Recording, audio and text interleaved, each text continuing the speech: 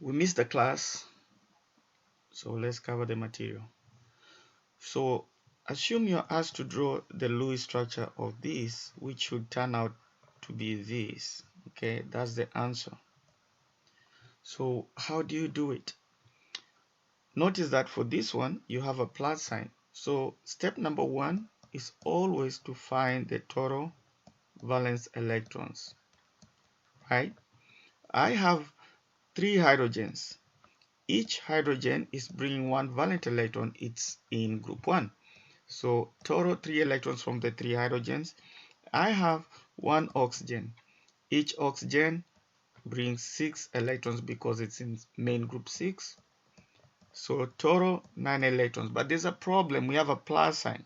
The plus sign here means that you're missing 1 electron. So we subtract. So we have to account for 8 valent electrons. Okay? So we subtract because we have 1 positive. If this was 1 negative, we would add. So the next step is to draw the elements in space, right? Because I told you, you have to look for symmetry. Hydrogens and halogens are always outside. The next step is at least make a bond between these elements that are in space. They don't just float around. So 2 electrons make a bond. The hydrogens are happy. See, they're happy with the 2 electrons because obviously it's filled up with 1s2 in the electronic configuration. The next step is to satisfy the oxygen octet. Right now, oxygen only has 6 electrons surrounding it, right? So we used 6 electrons. We are left with 2 more. Those 2 more will be given to the oxygen. The next step is to draw the bonds. Anywhere you're connecting the elements, draw the bonds. Anywhere you're connecting the atoms of the elements, you draw the bond. Okay.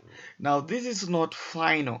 So you have to do what we call formal charge. Alright, so let's get into formal charges and see how will you do the formal charge for this molecule. So remember, we are at this point where we just found our molecule to look like this. Okay, so formal charge Fc is given by the number of valence electrons in free atom. So for example, if I'm looking for the formal charge of oxygen, it's gonna be equal to number of electrons on free oxygen is 6 because oxygen is in main group 6 minus total number of non-bonding. Total number of non-bonding here, I have 2 electrons that are not bonded, which is the lone pair, and then total number of bonding electrons divided by 2. So you have 6 bonding electrons, and I'm dividing that number by 2. Okay, so it will be 6 minus 2 minus 3, which translates to 6 minus 5. You get plus 1. You have to say plus 1, not just 1. 1 will be absolute value. So it means that my Lewis structure of this hydronium molecule will have a plus charge on the oxygen because we were looking for the formal charge on the oxygen. So this can be correctly be drawn like this. Preferably, this is what would prefer as chemist, because the plus charge will be spread all around the molecule, not just on oxygen. So this will be the correct Lewis structure of H3O plus. So we've introduced one more step of calculating the formal charge. Okay, another way of doing formal charge calculation will be everything as written. So number of valence electrons on free atom minus non-bonding electrons, which is electrons and lone pair, minus number of bonds around central atom. It still should give you the same answer right there. So let me see if I can find another pen to use. Let's use which one? Let's use blue. So in this case, my formal charge will be equal. Number of valence electrons on free oxygen is the same 6. I have 2 non-bonding electrons, and the number of bonds around oxygen, there are 3. Okay, this still translates to +1. So this is the modification of the formula, because the total number of bonding electrons divided by 2 translates to number of bonds. Okay, so that's why I used this version. This is a version I easily try to use. So let's look at another example. How do you find the Lewis structure of this molecule? Right here, the answer should be this, but we're going to do that all the way to calculating the formal charge of this compound actually. So you should know that the AS is in main group 5. So if you were to try to add up the valence electrons, so total valence electrons, you'll have to add that of AS, which is 5, because AS is in main group 5. If you're doubting, let me take you to the periodic table real quick. Real quick. Where is the periodic table? There it is. You'll see the AS is here. It's right there. That's main group 5. Remember how we count: 1, 2, skip the transition metal elements, 3, 4, 5. So valent electrons is 5 for AS. Let's go back. The rest of the elements, I think you know their valence electrons.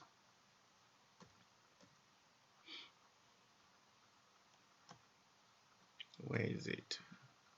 Okay, so this is 5. And then for oxygen, you have 3 oxygens. Okay, 3 oxygens. Each oxygen has a valence of 6. And the other thing is that you have 3 negative charges. So you have to add those. So this will be the total number of valence electrons. So total valence electrons in the structure.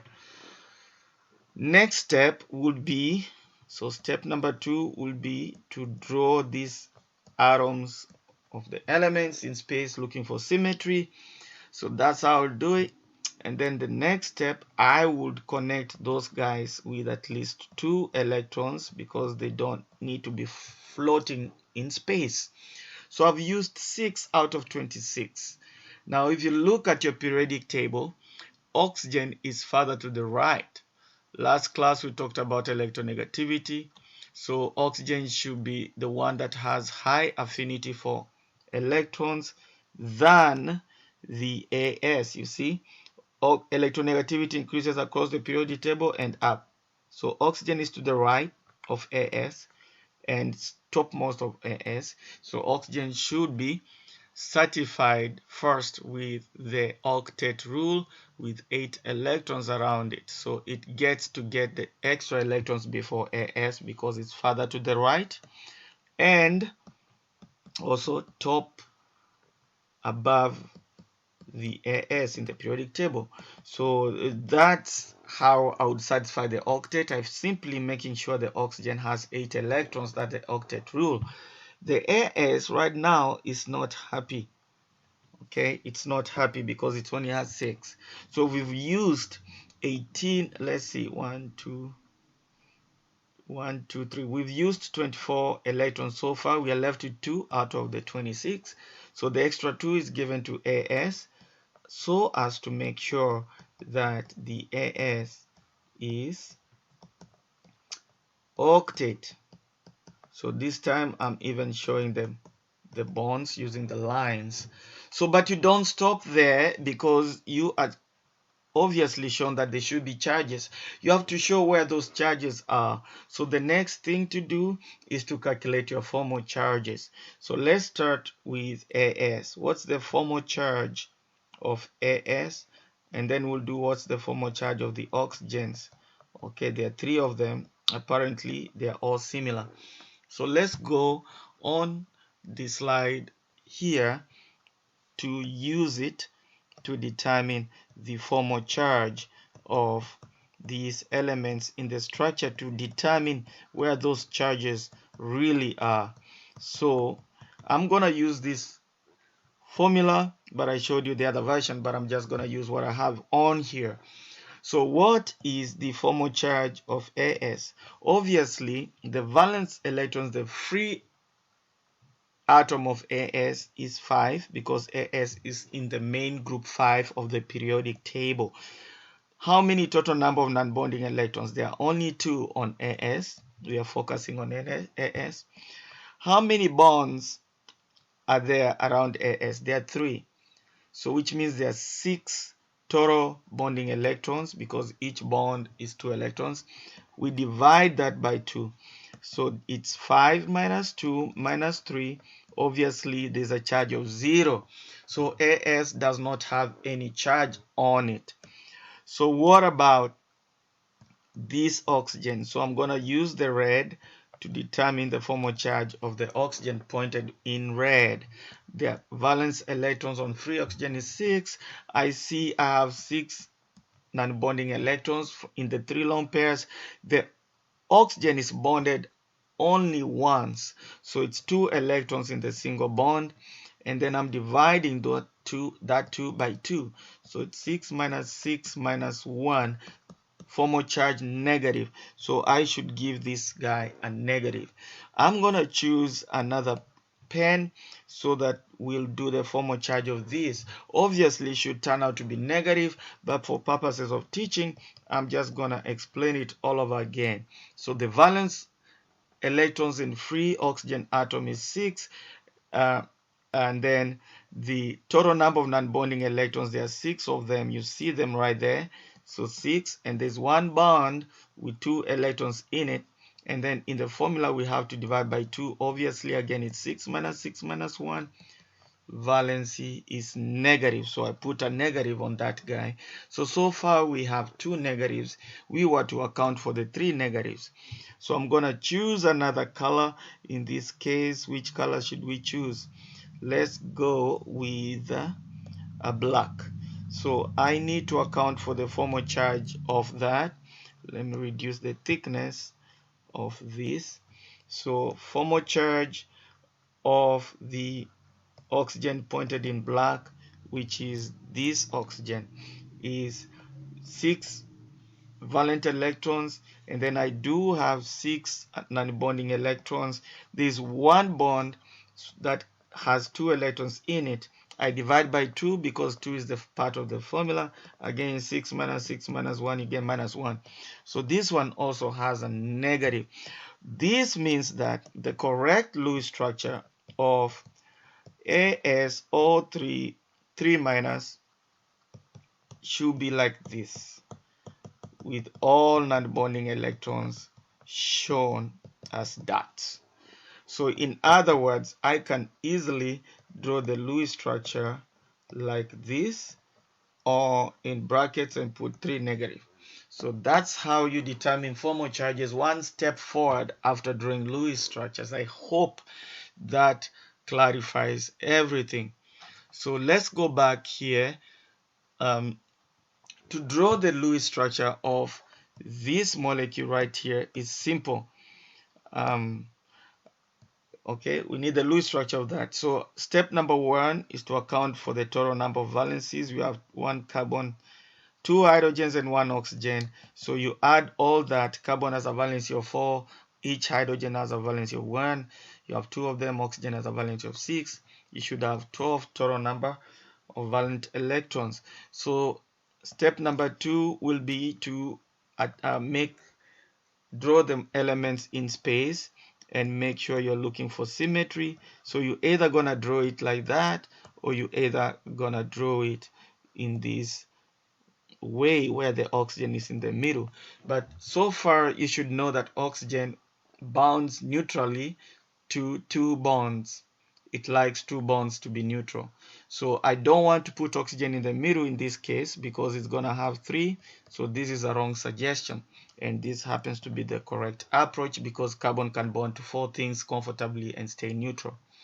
So we put carbon in the middle, and then step number 3 is at least bond these elements with 2 electrons from this count. You see the carbon, the oxygen is not happy, so oxygen is to the right of carbon, so oxygen needs to be made octet before the carbon. Obviously the hydrogens are happy with the 2 electrons. Now you can see that I've used 12 electrons that I needed, so there's no more electrons to give the carbon, which is having 6 electrons around it. It needs 2 more. So to make the carbon more comfortable as an octet, we have to share. So the oxygen will use 2 of the electrons from one of the lone pairs and share it with the carbon. In this way, the carbon now is made an octet, because as you can see, 8 electrons are shared with the carbon, and again, 8 electrons are around the carbon with 4 shared, and then oxygen has 8 electrons around it with 4 shared. So this translates to this Lewis structure. Unfortunately, Lewis stopped there, and 2 more scientists came by and discovered that really the bond here is not 180 degrees as shown. It's really roughly 120 and 120 and 120, which is what we're about to discuss. So you practice and see how you can share electrons to come up with this structure on there. All right, so let's move on. We will discuss about shapes, but before we do that, let's talk about resonances. So what is resonance? Resonance is moving back and forth in simple layman's description. So there are molecules of iron for which more than one correct Lewis structure can be drawn, and these Lewis structures are said to be equivalent in terms of energy. They are thermodynamically equivalent, so to speak. And to account for these structures, we use arrows. We draw arrows, okay, to show movement of electrons that will in turn move the bonds. So we are allowed to move bonds and electrons to show resonances, okay. The problem is the Lewis structures do not always explain the properties of molecules, so we use resonance theory to explain how we can come about with several structures from one simple molecule. Okay, so let's give an example using NO3. So if you follow the procedures on how to find the Lewis structure of a nitrate, you're gonna end up with this structure. So you practice the steps. I'm not gonna go over it. I've shown you the concept. The thing is, here, if I make this red and I keep that black and then I make this blue, without moving the oxygens, I can end up with this double bond on another position. So how do we do that? How do we do that? Let me show you. This thing let me do that. Okay, so let's see, how am I gonna do this? So let me show you how to get the resonance structure. So what I will do is to use this arrow. This arrow means resonances. So we're going to move electrons. Now keep in mind, whenever we are drawing resonances, we do not want to have a change in the overall charges. You see how we have 2 negative charges and 1 positive charge? The structure we should draw here should end up with the same number of charges, okay? So that's one rule. We have to minimize the charges. We don't want to change, we don't want to end up with a change in number of bonds. We don't want to end up with change in charges, okay? So I'm gonna move these 2 electrons here. If I do that, I'm really gonna end up with a double bond. That's what's happening, okay? That's a double bond being created because this arrow is dropping 2 electrons right here. Those 2 electrons will be a double bond. So this black oxygen stays. I need it to be black. Let's see. let's see. Let me see if I can keep this ribbon. All right. So this needs to stay. So because I've taken out the 2 electrons, I'm left with 2. If you do your formal charge calculations, you'll find that this oxygen will have 0 charge. Okay. Now, the nitrogen will be bound to the 2 bonds. Now, the thing is, if you leave the other bond the way it is, there's gonna be a problem. Can you see the problem? The problem is now you have 1, 2, 3, 4, 5 bonds, which means that you have 10 electrons around the nitrogen, which is wrong. That is why when we push this here, this pi bond or the double bond, one of the bond must open up, and that will make sure that we are only left with 8 electrons around the nitrogen. Okay, so that is what we are doing here. So I'm gonna still shade the 4 black.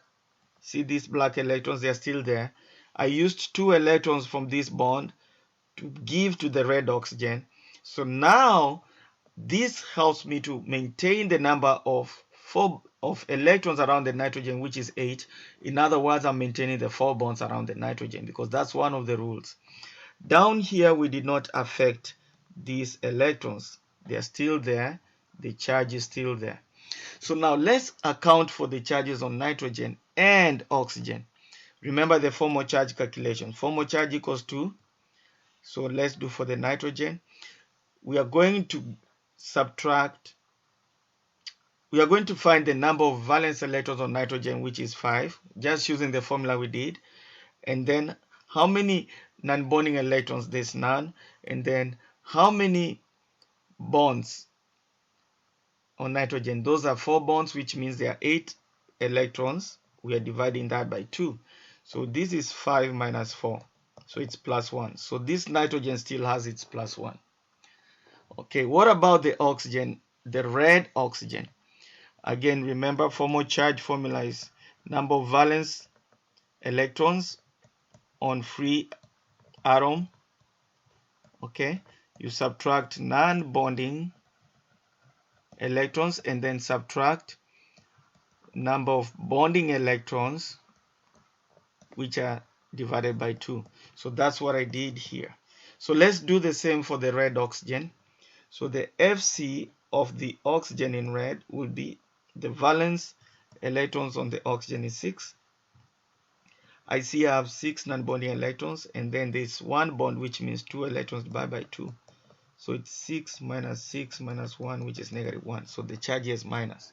So here we started with 2 negatives. We are ending up with 2 negatives. And then we have 1 positive. That's 1 positive. So this is one of the resonance structures of NO3 negative. Okay. There is another one whereby you're going to end up with this structure. So let's say,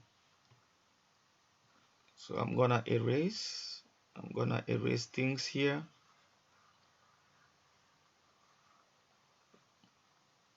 Okay, so I want to draw for you the other resonance structure. Okay, we have a black oxygen, we have a blue oxygen. So this time I am going to push electrons from the blue oxygen. So I'm going to push here. That means I have a double bond, right? Remember here you had a double bond. So if I leave it that way, there's a problem because the nitrogen will have 5 bonds around it, which is 10 electrons. That's not octet. So I'm forced to push another arrow. In this mechanism, I push 2 electrons here. Using a double arrow, this will open up to give way. So which means this one should be opened, and the 2 electrons come over there. And I hope that you can see that I still have the black electrons, the 4 black electrons. Okay, Now we did not affect these ones, so these ones are staying. So I'm drawing the other resonance structure of this. So I'm using again the resonance double-headed arrow, or yeah, that's the resonance that shows resonance, okay, the double-ended arrow. So now I pushed this arrow here, in turn opening up this bond. That gives me 2 extra electrons on here. So I don't stop there. I have to calculate the formal charges. Because we did not affect this oxygen, I'm going to put the negative there anyway. Remember, the correct resonance structure should maintain the number of bonds and hopefully maintain the number of charges. Okay, some few cases will not do that and still be valid, but in most of the times you should maintain the number of charges. So what is the formal charge of the blue oxygen? What's the formal charge of the blue oxygen? So I'm gonna squeeze the calculation here. So again, number of valence electrons of blue oxygen is 6, because that oxygen is in the main group 6. I have 4 non-bonding electrons, okay, and I have, you see how it says number of bonding electrons divided by 2. I have 2 bonds, sorry. In here I have 2 bonds, which means 4 bonding electrons. So I'll do 4 divided by 2, which is just part of the formula, which is 6 minus 4 minus 2, 0. So this oxygen right here is neutral. No need to show negative or positive. Okay? Just like we found this one to be neutral. No charge. Okay. Clean up. So what about the nitrogen? I'm gonna do the nitrogen right here. Formal charge of the nitrogen. Again, the valency of the nitrogen periodic table is 5. There is no non-bonding electrons. You don't see it. But I have 4 bonds around it, which means 8 bonding electrons divided by 2. Again, 2 is part of the formula. So it's 5 minus 4, which is plus 1. So I should put a plus there. So this structure right here is a valid resonance structure, just like this one was a valid resonance structure. Okay, so I hope you are getting the information. Let me see if I can.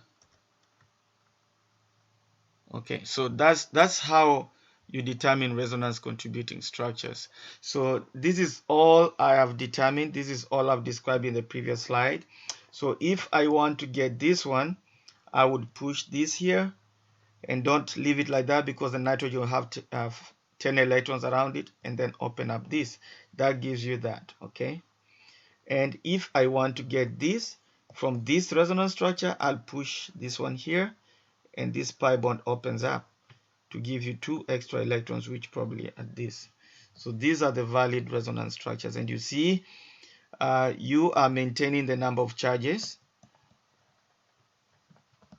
Total charges are equal. You have 2 negatives, 1 positive. You have 2 negatives, 1 positive. Here you have 2 negatives and 1 positive. Okay, so going on with resonance structure. So if I want to get the structure to the right, it's simple. I would just simply push these electrons here, okay, and push these electrons here. That gives me that one, okay. But I can use the same original structure. Let me just draw the original structure right here.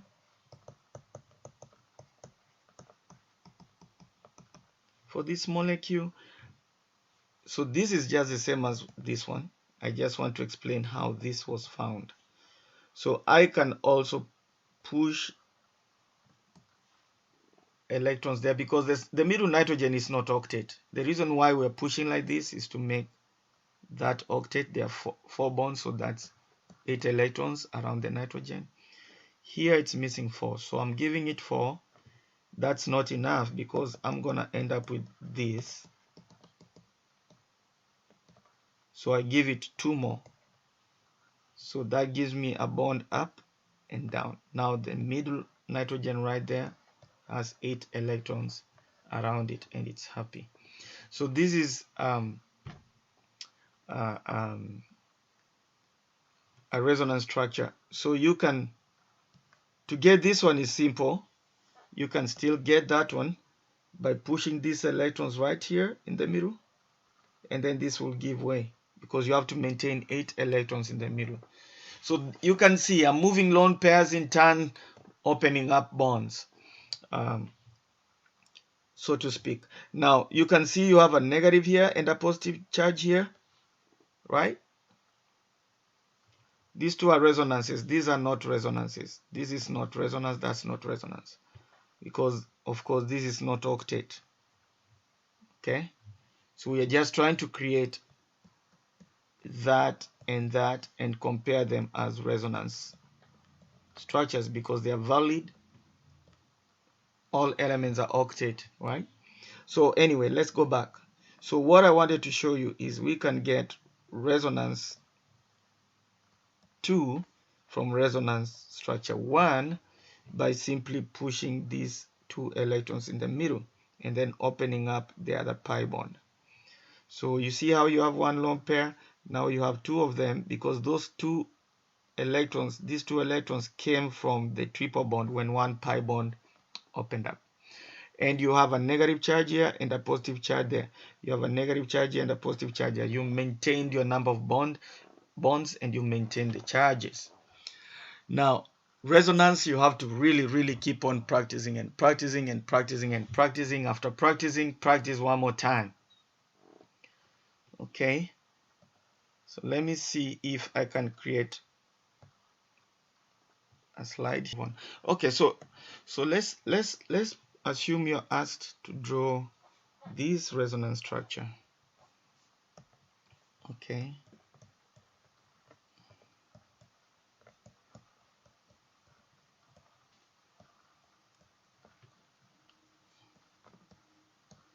so draw the resonance structures of, we're gonna still do resonances once we do organic chemistry, but I'm just trying to give you heads up because we're gonna do a lot of resonances. Just get these baby steps of doing resonances. So without the rotating of the molecule, this is actually a carbonate. Okay, the Lewis structure of a carbonate. So I can push this here and this goes on there. I should end up with this resonance structure without rotating the molecule, just keeping the molecule static on the board. So I'll be left with two lone pairs, and I made a double bond. Let me show it in red. Where the double bond landed, where the arrow landed, you have a bond because a bond is 2 electrons. Now remember, you're opening up the pi bond, so you gave the 2 electrons that made the pi bond that opened up. Pi bond is just the second bond in the double bond. We're going to talk about it. But you still have the 4 electrons that were there originally. So that's one resonance structure. And if you do the formal charge calculation, this oxygen will have a negative charge. It's up to you to do that practice. You know the formula. Now, I can also move this here. The pi bond has to give way because if you don't, this is what you're going to end up with. What's the problem? The carbon has 10 electrons around it. We have to keep it 8. So that's why we have to open up the double bond. And it's the pi bond which will open up. We'll talk about it soon enough. So once that happens, this is what you end up with. We did not do anything with the top oxygen. This oxygen is now left with 2. And of course, once this happens, you're going to make a double bond. This oxygen, if you do your formal charge calculation, is going to be 0 charge. You're going to end up with a 0 in your calculation. And then this oxygen has 2 lone pairs, so it's going to end up with 3 lone pairs, just like that, because the red bond opened up. and it's gonna end up with a negative charge. Each time you do resonances, do your formal charge calculations. I gave you the formula. So you see, you started with 2 negative charges, you ending up with 2 negative charges, you ending up with 2 negative charges, and the number of bonds are fixed around the carbon. Okay? So good. Now, that's an idea on resonances. Let us talk about molecular geometry. I told you Lewis failed to describe molecular geometries. So in this slide, you're looking at a ball and stick. So ball and stick representation of CH4. Carbon is always black. That's your carbon. Let me see if I can change the color on here. So this is your carbon right there. These are hydrogens. And the sticks are the bonds. So if you were to draw the Lewis structure of CH4, if you're to draw the Lewis structure of CH4, Lewis would have just drawn them flat on the surface of your monitor like that. But turns out this is not the case. Turns out that this molecule takes a tetrahedral shape. Why is it so? The reason is this. Each of these bonds is 2 electrons, right? Each of those are 2 electrons. And what do you know about electrons? Electrons are negatively charged. And what do you know about like charges? What do you know about like charges? Okay, I hope you say that like charges repel. When you bring like charges close, they repel.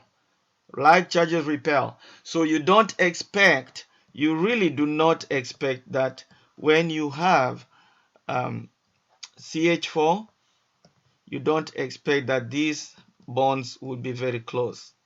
That's not correct. You don't expect that this bond angle is 90. You don't expect this to be 90. No, no, no, no. That's not going to happen. Why? Because these bonds, the bonding electrons will repel, like charges repel. And that's how you end up with a 3D and not a 2D. You don't expect the molecule to sit flat on your monitor. No, no. Because the bonds will repel maximally in space and gives you the tetrahedral shape. Okay, so before we go further, let me show you some things here. So I want you to look at something here. So I'm going to build the molecule that we just did on the slide. Okay, so let's assume this purple ball is the carbon. I add one bond, I add another bond. You see what's happening? The bonds are repelling. I add another bond, I add another bond. See, the molecule turns out to be symmetrical. Now, instead of 90 degrees, you see the bond expands to a little bit over 100, which is roughly 109.5. And this shape is tetrahedral. I'm actually moving the molecule with my mouse. So assume the carbon is right in the middle. So you can see, turns out that you have a tetrahedral shape of a molecule. Can you see that? So molecular geometry is tetrahedral. And the thing is, with this, I'll send you this link so that you can play around with molecules. Electronic geometry is where you just focus on the bonds. It's still tetrahedral. Molecular geometry is you focus on the atoms' connectivity. So because there's no lone pair on the central atom, the molecular geometry is the same as the electronic geometry, and it's tetrahedral because it looks like a Tetra Pak. And the bond angle is not 90. Like I said, the bonds repel. Why do they repel? The reason is because of a theory we call valence shell electron pair repulsion theory. You must have learned that in general chemistry, so it's VSEPR. Vesper theory. That helps you to get the shapes. Okay, so some molecules will not be tetrahedral because that's what we just described. Some molecules are linear. They are linear. For example, if you draw the Lewis structure of CO2, it turns out it's going to be linear. In fact, if I come back here and get rid of this molecule, and make sure that, now assume this is your carbon again, and assume now the white balls are oxygens. All right, so I've added them. You see this repulsion. Now the molecule, however much I force it to stay bent, it does not want to. The bond angle between the molecule is 180 degrees. So if it's 180 degrees, I expect that the molecular shape connecting the elements should be a straight line, and it has to be linear. Now the electronic geometry is connecting the bonds. Okay, see, the bonds are in a straight line too, so the electronic geometry will be linear. So you have linear bond angle 180. Okay, moving on. So you have another structure that's gonna be trigonoplanar molecular shape. Okay, so this is a structure that is of AB3. So N here is the number of L atoms connected. This is AB2. The 2 would be the oxygens, the A would be the carbon. So let's look at the bond angle. How do we end up with trigonoplanar? The clue I'll give you is that whenever you want to get a trigonoplanar, or whenever you want to guess it should be planar, so to speak, there has to be a double bond to the central atom. So if I put a double bond here and I put two single bonds, you see here it's pretending to be 180, but the moment I put one more bond around the central atom, there's going to be repulsion. According to valence shell electron partition theory, those things will move away. See how it moved away? I take one bond off, I put one bond back, I put another one. See what's happening. So assume this guy here is oxygen, assume these are hydrogens. The molecule you're actually looking at is what I told you to practice on here. It's formaldehyde. It's this guy. You see how I told you here that Lewis failed? Lewis thought that this bond angle between the HCH, he thought that it should be 180, but it's not, because the bonds repel. They're gonna repel. So that's exactly what you see here. If this is your oxygen on top and these are your baby hydrogens, the bond angle is roughly 120. And like I said, if you have a double bond centrally bound to a central atom, then the molecule should be flat. So we add planar. But the thing is, you have three things connected, so it's trigonal, like a triangle. So it's trigonal planar. So that's exactly what you'll see in real life if you are to see the molecule in the lens of an electron microscope, the most powerful microscope. So an example of trigonoplanar again is formaldehyde. It's gonna take that shape. Okay, I've described tetrahedra. I gave you the example to be a CH4 molecule. It's not gonna have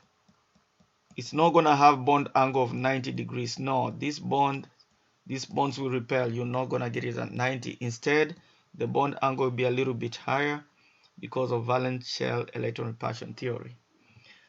Okay, so the octahedral shape, you'll not easily see it in organic chemistry. I'm not gonna cover that. The one that you're gonna see in organic chemistry is a simple molecule like ammonia. What will be the molecular geometry of ammonia? So ammonia is still an AB3 molecule where N is 3 elements connected. The reason is I can write it as NH3 where A is nitrogen, the B would be the hydrogens. So you can have another molecular geometry called trigonopyramidal. The reason being, if you were to draw the Lewis structure, one would think that it was going to be on the plane and flat like that. But no, this lone pair right here occupies too much space. The bonds in themselves, they repel. So the nitrogen will have a lone pair, yes, but the lone pair will occupy so much volume like a very big balloon.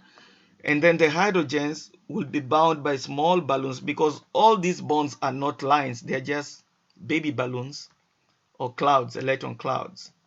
So the baby balloons will repel each other by themselves, front and back, and the lone pair will repel all the baby balloons, which are the bonds. So you end up with one hydrogen away. I described to you and told you whenever the bond is having a dash bond that is away, you'll end up with one hydrogen towards and another one on the plane as nitrogen. And then the lone pair will be up there.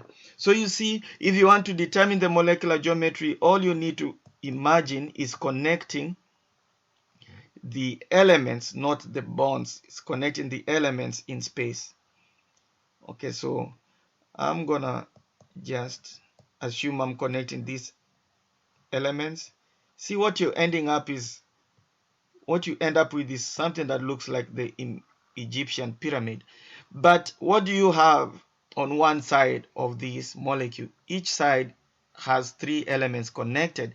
Hence, we have triangles on each face of the molecule. So we call it trigonal pyramidal. Now, to justify that, let me show you here.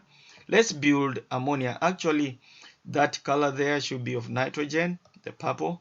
So that is nitrogen in the middle. I'm going to give it 3 bonds. So far, if you look at the molecule, it looks flat, right? And it's pretending to be trigonal planar. You see how flat it looks? Let me pull this hydrogen to face me or face you. See how flat it looks? But let me add a lone pair, because ammonia has a lone pair. See what happens when the big balloon comes on the purple central atom. Voila. So what used to be on the plane, which is these white balls, what used to be on the plane are now repelled further down. So now assume that the lone pair is not shown.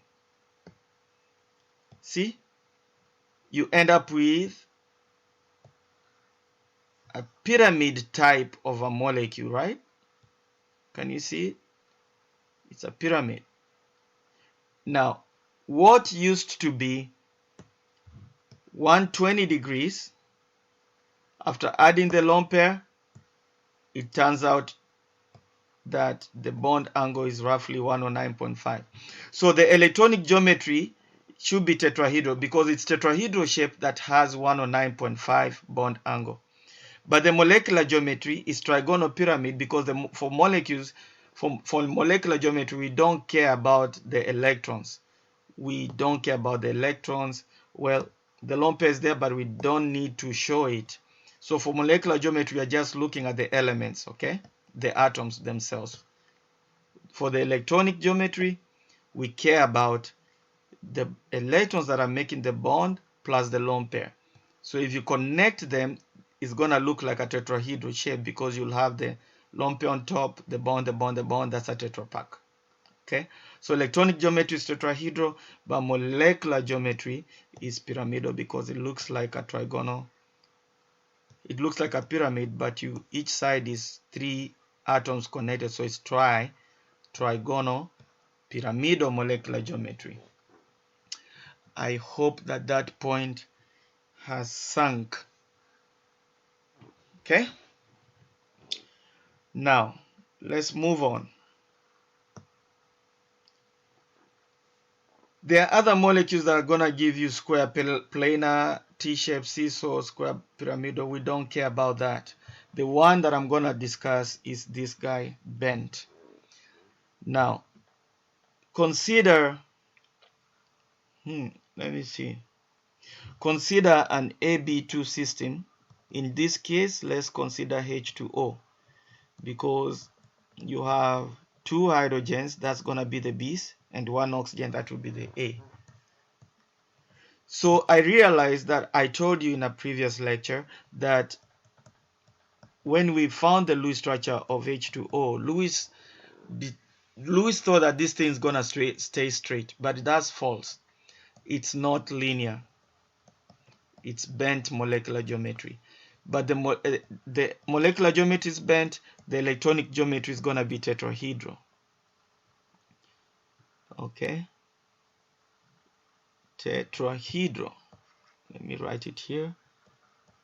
Tetrahedral molecular geometry, the tetrahedral electronic geometry, bent molecular geometry. In fact, what I should tell is whenever the central atom has at least a lone pair, the Mg will be different from the Eg. So you see, like for ammonia here, the molecular geometry we said it's trigonal pyramidal, right? But the electronic geometry turned out to be tetrahedral because again we have a lone pair that does too much repulsion. So the same thing happens to water. Because the central atom has at least a lone pair, the molecular geometry will be different from electronic geometry. That's something you should know, especially for the test. There's no way they'll be the same. Now let's justify that water has a bent molecular geometry and tetrahedral electronic geometry. So I'm going to use a slide that was empty before. Where is it? So let's use this slide. So we need the molecular and electronic geometry of H2O. Okay.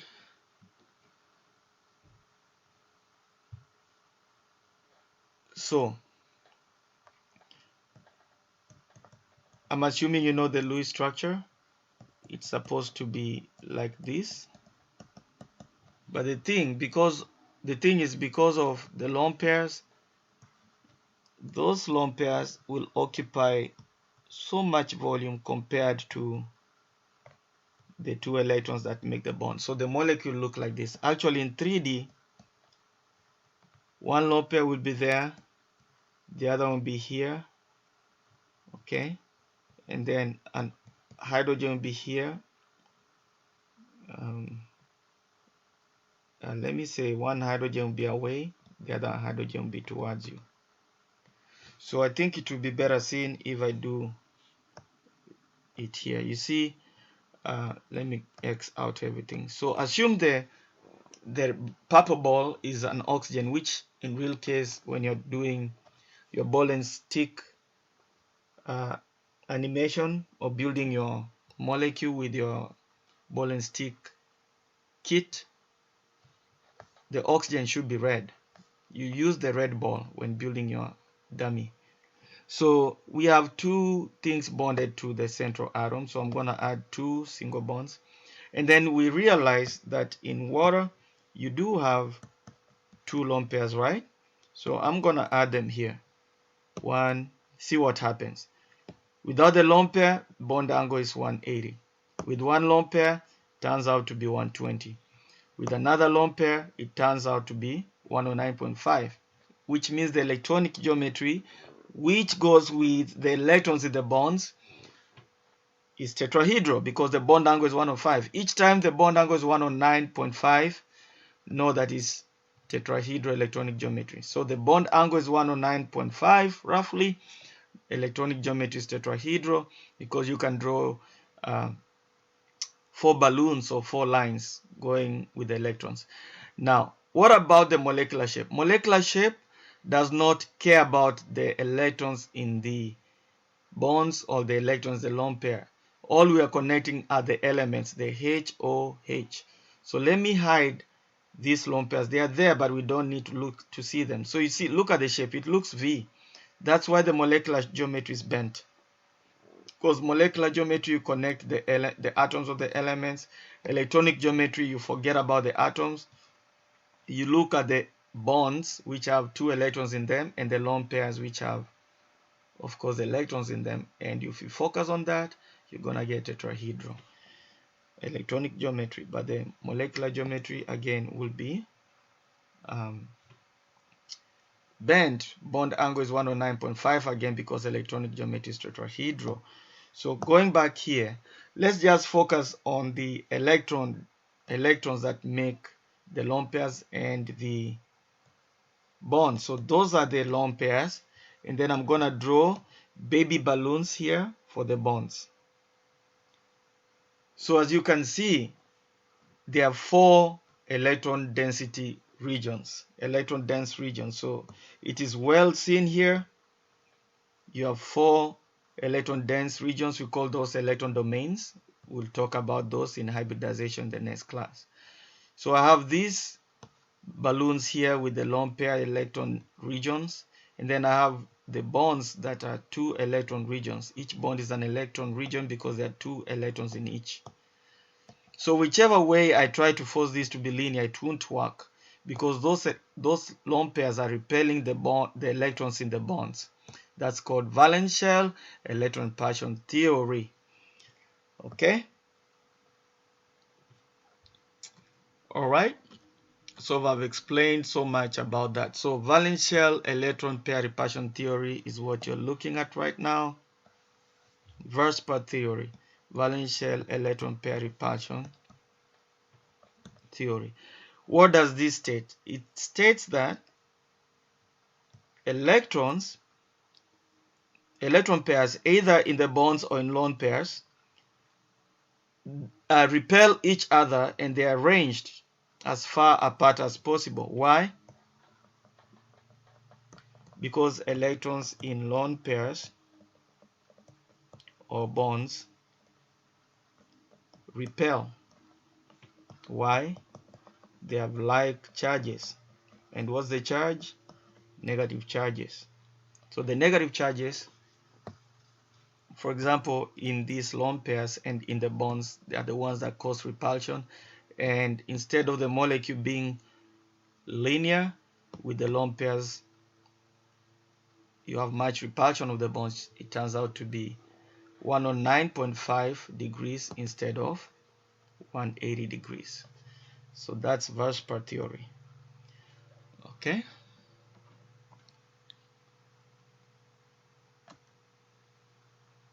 Okay. So now this builds into what we call electron domains. So electron domains, I want you to get comfortable with this word. Your book might not use it. Electron domains include non-bonding electrons. It could be a single bond, a double bond, or a triple bond. And here you want to focus around central atom. You have to know this because this is going to help you understand hybridization. This thing called hybridization always knocks students out. Why? Because they assume. They don't want to follow what I tell them. I'm telling you and I'm insisting. You have to know what electron domains are. In other words, where are the electrons found? So the electrons are found either in electron pairs, in single bonds, in double bonds, or triple bonds. So one single bond equals to one electron domain. One lone pair equals to one electron domain. One double bond, yes, I say double bond, is going to be equal to one electron domain.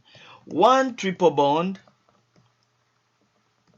is again one electron domain. Okay? So all these are one electron domain, even though it says double bond, triple bond, they are one electron domain. Okay, so I've described what composes what we call electron domains.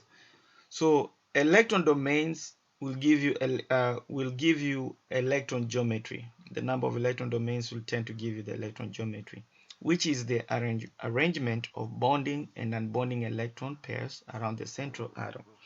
Let me give you an example here, okay? If I give you the molecule H2O, okay? How many electrons domains are around the central atom? Remember again, we said that an electron domain could be a lone pair, a single bond, a double bond, or a triple bond. So how many electron domains are around the oxygen right now? Obviously, you have two lone pairs, and then you have two single bonds, right?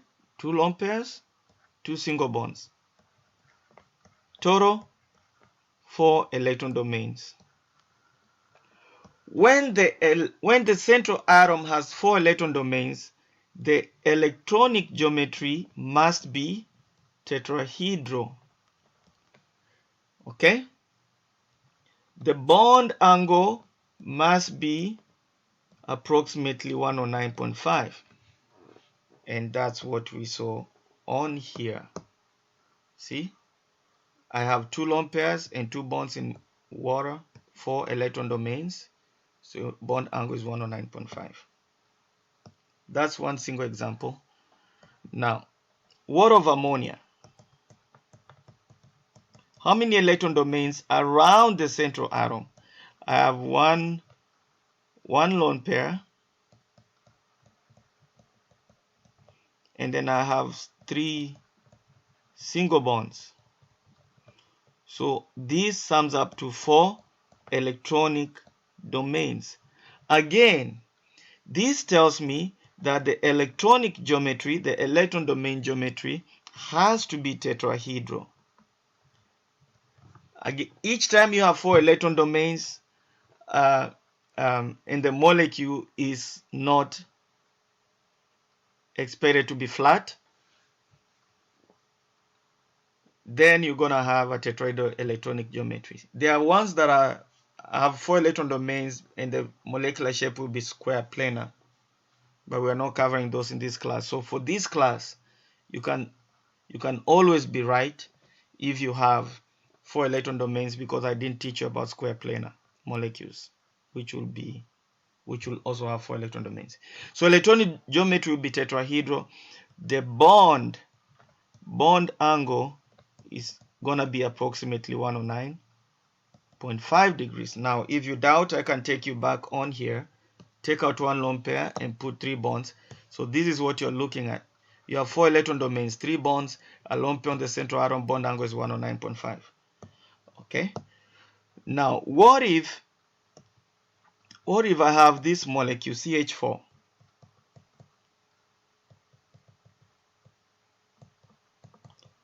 How many electron domains? I have 4 single bonds, which means I have 4 electron domains. Turns out again, Eg will be tetrahedral because the molecule is not flat because of repulsion, Vosper theory, and then the bond angle would be 109.5. Later on, we'll say that the hybridization is sp3, just using the same electron domain. That's why I insist you have to know this. Now, what about the molecular geometry? Molecular geometry is the arrangement of the bonded atoms. So, for example, in CH4, I have 4 of them. So, if I connect them, I end up with tetrahedral. Now, it turns out that for CH4, it has the same electronic geometry as the molecular geometry, because the central atom has no lone pair. Whenever the central atom has no lone pair, the molecular geometry is the same as electronic geometry. Now, what about H2O? Again, molecular geometry is concerned with the arrangement of the bonded atom. So in this case, I'm ending up with a V shape, so it's bent. So again, the oxygen has at least one lone pair, so the Mg, which is bent, is different from the Eg of water, which turned out to be tetrahedral. Now, what about the ammonia? What about the ammonia?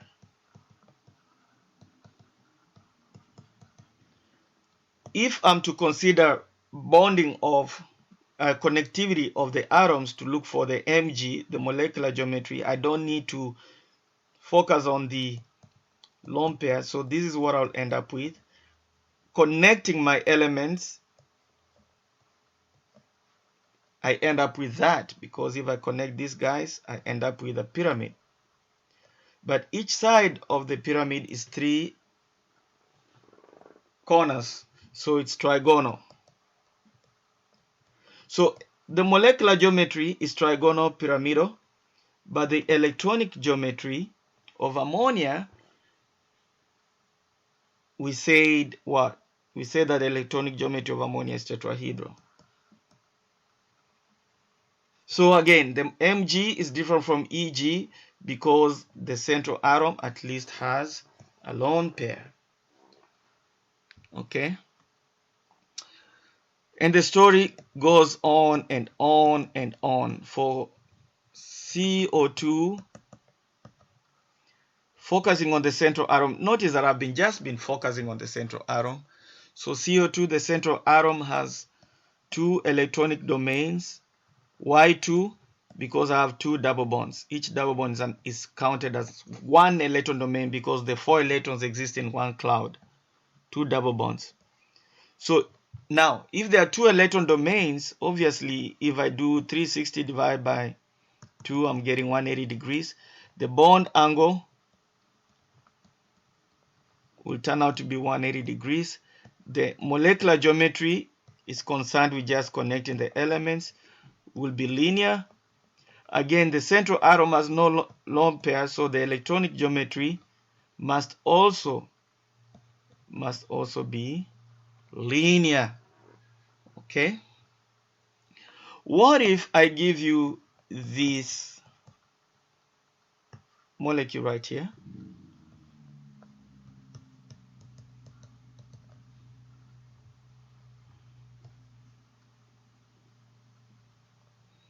Okay, this is SO2. Let's see. Formal charge of sulfur will be 6 minus 2 minus 6 by 2. 6 minus 2 minus 3. I'm just checking something. Will be plus 1. Okay. So what if I have that?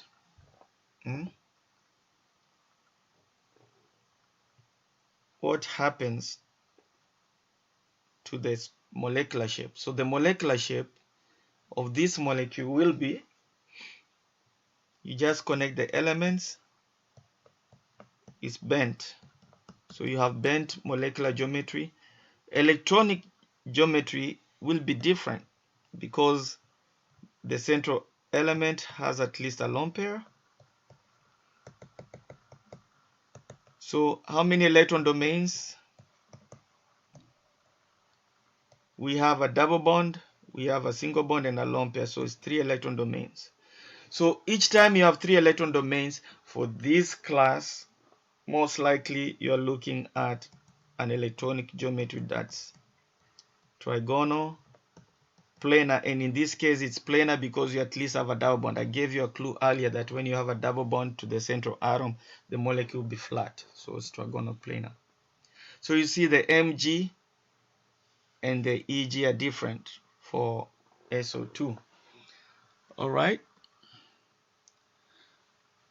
So again, valence shell electron pair repulsion causes repulsion of the bonds. So the bond angle would be roughly 109.5 in between the two. Again 109.5. Again 109.5. So the Eg of these three would be tetrahedral. They are 3D and the bond angles are roughly 109.5. For this one, you have 3 electron domains. 360 divided by 3 is 120 degrees.